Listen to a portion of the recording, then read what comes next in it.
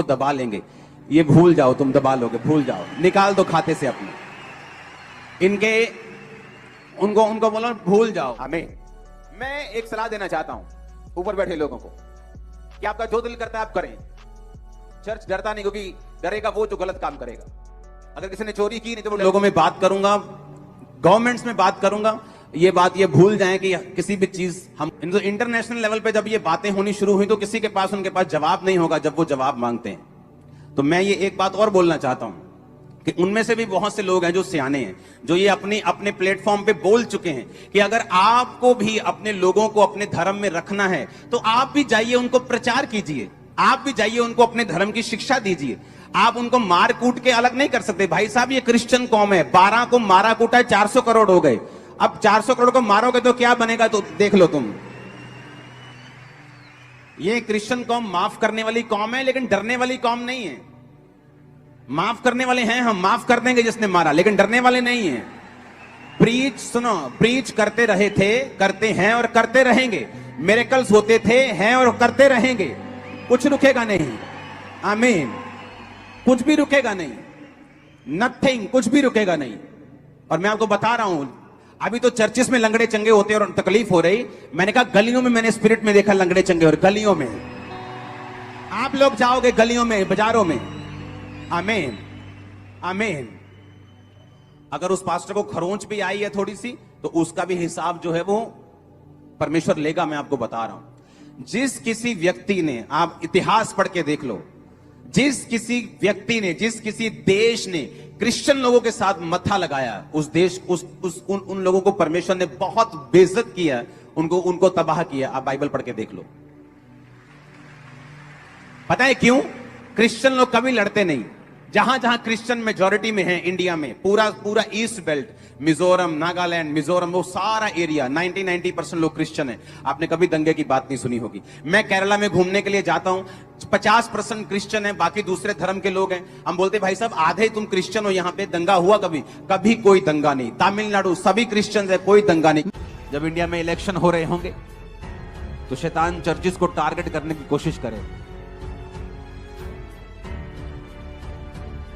और जब आपको पहले से बताया जा रहा है, ये बात इसलिए नहीं बताई जा रही कि आप अब चुगलियां करें। अच्छा एकदम आपको इसलिए बताई जा रही है कि आप इसके लिए क्या करें? प्रेयर करें कि ऐसा ना हो, ऐसा ना हो, शैतान शर्मिंदा हो, उसकी योजनाएं नाश हो, उसकी प्लानिंग्स नाश हो। आप फास्टिंग करेंगे, आप प्रेयर करेंगे, और जब प्रभु देखता है आपको कि मैंने परमेश्वर के दास को एक दर्शन दिया, उसने लोगों को बताया, लोगों ने सुना, रिस्पॉन्स किया, कुछ ने रोजे रखे, किसी ने प्रेयर शुरू की, कोई रात को कर रहा है, कोई दोपहर को कर रहा है। और जब परमेश्वर आपको देखता है कि आप किंगडम में एक वैल्यूएबल एसेट बनते जा रहे हैं, कि आप उसके राज्य में काम आ रहे हैं, उसके, वो आपका ध्यान रखता है, वो आपकी प्रेयर को भी सुनता है। लोगों को लगता है कि आंसुओं की प्रार्थना को परमेश्वर सुनता है। ये सरासर झूठ है। परमेश्वर आंसुओं की प्रेयर को नहीं सुनता, वो विश्वास की प्रेयर को सुनता है। ऐसे तो सब रोए, लेडीज का काम ज्यादा आसान हो जाएगा। 2 मिनट में रोए, प्रभु से लिया, चल भी तू कितने मैं ते बंदे बेचारे सोचते रहने रोना कितना, उंगला दे दे के रोने की कोशिश कर। रोने से नहीं। जब बाइबल का वचन कहता है, हिजकिय्याह नबी को परमेश्वर ने कहा मैंने तेरी प्रार्थना सुनी और तेरे आंसू, वो आंसुओं की बात नहीं कर रहा जो आप समझ रहे हैं, इमोशनल आंसू।